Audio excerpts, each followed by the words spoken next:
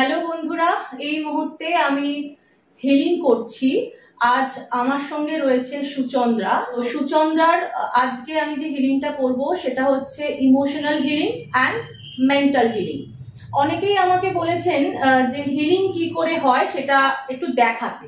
প্রথমেই বলে রাখি, হিলিং কি করে হয় সেটা দেখানো সত্যিকারের পসিবল নয়, কারণ আমরা যে হিলিং করি সেটা এনার্জি নিয়ে হিলিং করি।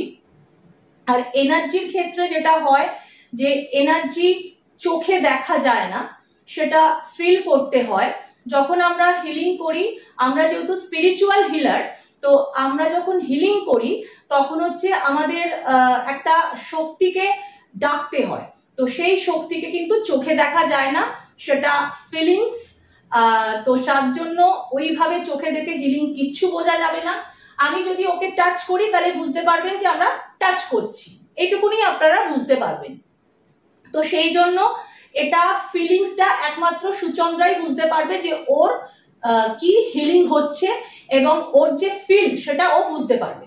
সেটা আপনারা দেখে কিন্তু বুঝতে পারবেন না।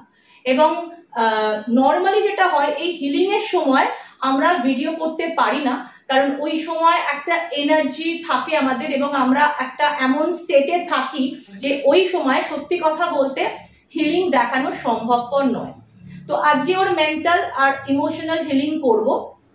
ওর কিছু প্রবলেম রয়েছে, ও আমার কাছে এর আগের দিন ট্যারোট রিডিং অ্যান্ড আরো কিছু রিডিং ও নিয়েছিল এবং কাউন্সেলিং নেয়, এবং বেশ গুরুতর বেশ কিছু সমস্যা রয়েছে। এবং তারপরে ওকে আমি বলেছিলাম যে তোমার হিলিং এর প্রয়োজন, এবং সেটা ও নিজেও অনুভব করে যে ওর হিলিং এর প্রয়োজন আছে।